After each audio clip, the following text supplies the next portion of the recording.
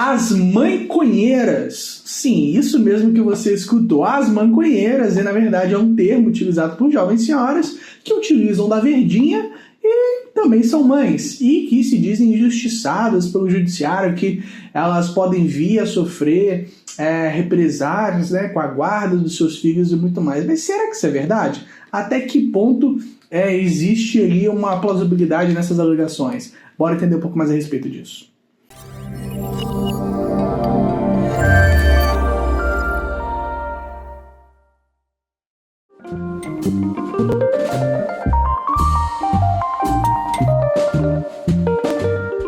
Homens, bem-vindos de volta. Aqui quem fala é Renan Bruno, advogado atuante na área de Direito de Família e Direito dos Homens. E no vídeo de hoje falaremos aí sobre essa questão das manconheiras. Sim, eu vi uma reportagem disso e eu falei, meu Deus, isso existe? Eu nem sabia.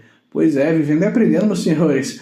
Então vamos lá, são um grupo de jovens senhoras que são mães e que também utilizam dessa verdinha aí por fins medicinais e recreativos como regra e se dizem ali vítimas do judiciário. Vamos entender um pouco mais a respeito disso. Não esqueça de curtir esse vídeo, se inscrever no canal e me seguir no Instagram e no TikTok, a Lei dos Homens. Caso você queira enviar um recado, pode enviar para aleidosHomens@gmail.com. E deixa sua curtida, porque se você não deixar essa curtida, você necessariamente ficará broxa. Cuidado, que a minha palavra tem poder. Cuidado, que tem muita gente aí ficando broxa e o Tadala não funciona. Eu sou sinistro, então deixa a curtida, beleza? Tamo junto, bora.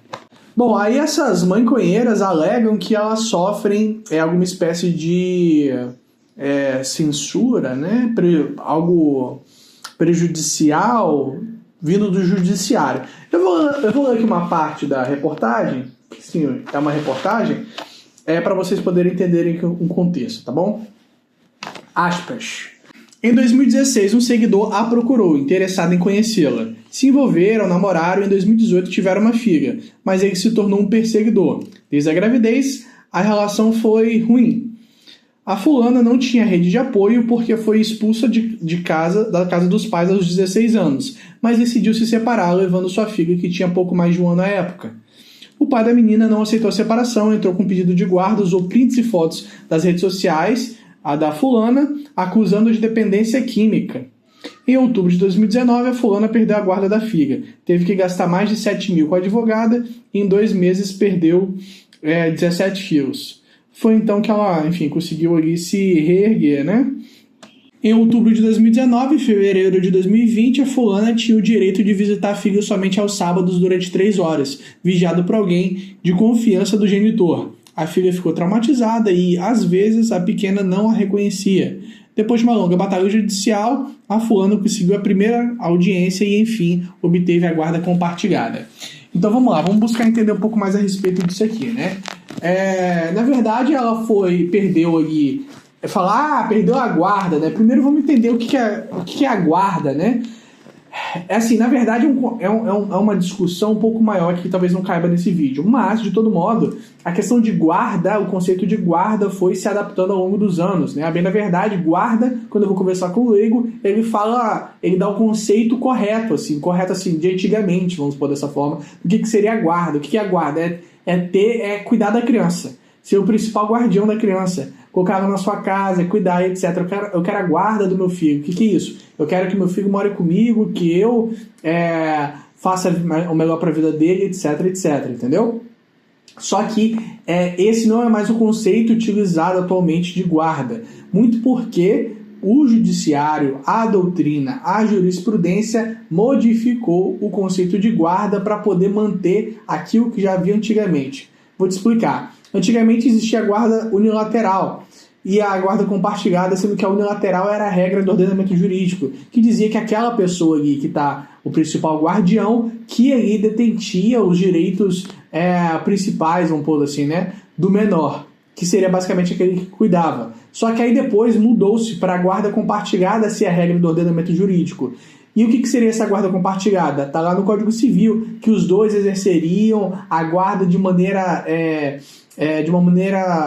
que se buscasse a igualdade de tempo entre os dois, entendeu? Ou seja, a criança vivendo de maneira ativa, tanto com os dois genitores, ok? Só que isso foi alterando-se, assim, apesar disso estar escrito na lei, a insegurança jurídica foi tanta que eles foram mudando o conceito de guarda para poder voltar ou para poder manter aquilo que já existia lá da guarda unilateral, entendeu? Aí agora o conceito de guarda deles, na verdade, é um conceito que se mistura com o de poder familiar, entendeu? Que é aquela questão de poder mandar, determinar como será a vida do menor, de tomar as principais decisões da vida do menor e etc. Só que a gente sabe que o menor, como regra, tem poucas grandes decisões a serem tomadas, né? Grandes decisões são 3, 4 no ano, entendeu? Não é nada muito substancial. O que faz aí, de fato, você ter uma guarda, ter um convívio, são os pequenos convívios, né? Se você vai ler um livro, se você vai ver um filme, você vai comer pipoca, vai comer pizza, vai comer uma salada. São a vivência, são pequenos atos, né? É um conjunto de pequenos atos, entendeu? Então, assim, só estou utilizando isso aqui para trazer assim, um debate a respeito de guarda, ok? Que foi se alterando ao longo dos anos exatamente para poder se manter a questão da guarda unilateral. Por isso que muita gente fala, eu tenho guarda compartilhada só no papel. Por quê? Porque na prática ele acaba afastado. Entendeu? Mas a lei diz que tem que ser de maneira o mais igual possível o tempo despendido. Mas na prática não é o que acontece. Na prática você tem guarda compartilhada com regime de convivência de finais de semana alternados. Ou seja, não é nem um pouco a convivência não é nem um pouco equânime, né? Não é nem um pouco igual, né? Entre os dois genitores. Então, assim, infelizmente, é isso que nós vemos e é isso que a gente luta, né? Tentar trazer o pai para ser o sujeito mais ativo dentro dessa toda a situação, sobretudo quando ele está requerendo em juízo, entrando com o processo para poder conviver mais com os filhos. Mas, infelizmente, não é isso que nós sabemos, inclusive estou com um processo agora, está fazendo a contestação agora, que a mãe simplesmente entrou com o processo, falou que a convivência não estava boa com o genitor e por causa disso ela pediu a guarda unilateral e o juiz deu. Liminarmente, assim. Ela nem alegou nada grave não, tá? Não alegou nenhum tipo penal, nem nada do tipo. Ela só falou, não tá bom não, convivência, não tá interessante, então sim, eu queria guarda unilateral. Então o Ministério Público foi favorável e o juiz deu, liminarmente. Depois eles podem mudar de ideia, mas deu. Entendeu? Isso é exceção. Ou deveria ser exceção. Mas quando você começa a praticar, começa a conviver, começa a atuar, você começa a perceber que é assim, infelizmente, é a regra. E esse tipo de ideologia está impregnado, não está na lei, entendeu? Eles se esquivam, utilizam o princípio do melhor interesse do menor, mas só quando é favorável às suas ideologias. Enfim, é uma discussão mais complexa. Mas vamos voltar aqui à questão das manconheiras, né? Vamos lá, sobre essa questão aí da verdinha e da guarda, né? Primeira coisa que me chama a atenção é que tem muita gente que utiliza de outro subterfúgio para poder esconder um vício, né?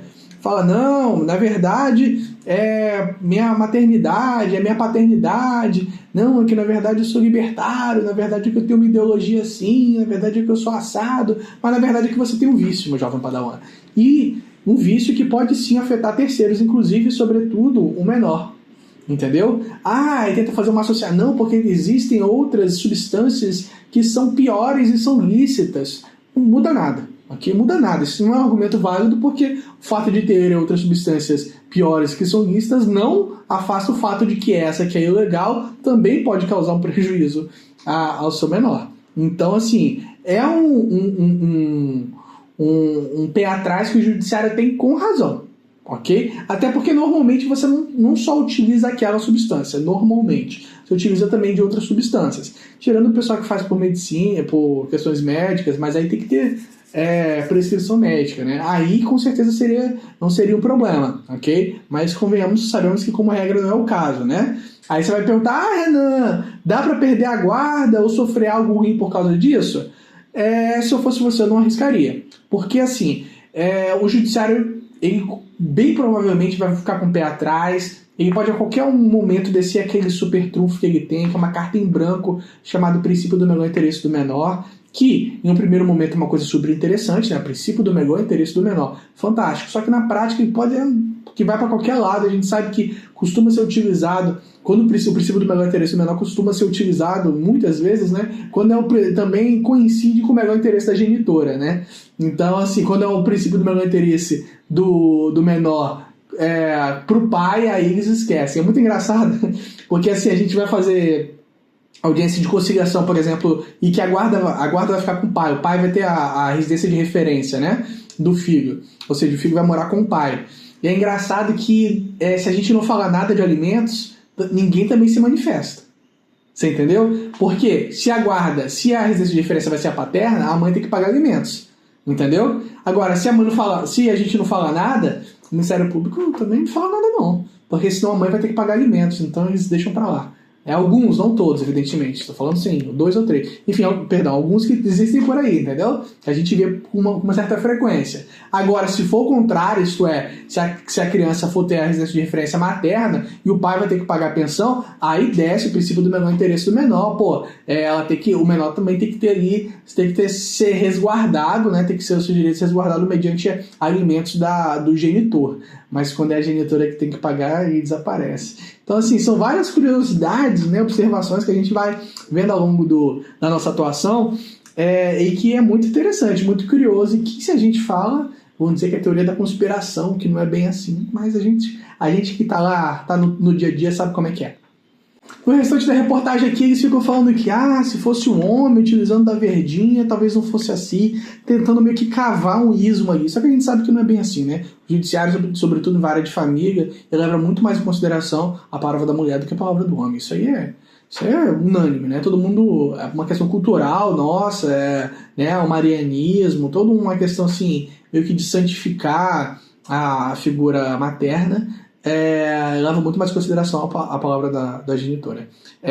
Mas nesse tipo de caso, se você estiver utilizando essa substância, eu recomendo fortemente que você não deixe outra pessoa saber, que ela não tenha provas, que seu filho não saiba, que você utilize, não estou te incentivando a utilizar, mas caso utilize, não utilize próximo ao seu filho, nem no momento de convivência com seu filho, de maneira alguma, exatamente para poder evitar qualquer tipo de coisa desse tipo. Muito menos poste coisas em redes sociais. Isso aí é um amadorismo gigantesco, né? Por favor.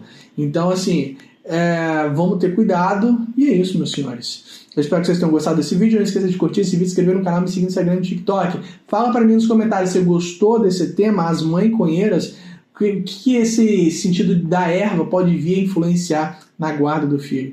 Então eu espero que eu tenha elucidado um pouco para vocês a respeito desse conceito. Não esqueça de curtir esse vídeo, se inscrever no canal, me seguir no Instagram e TikTok. E não se esqueça nunca, procure sempre um advogado de sua confiança. Fique com Deus e fui!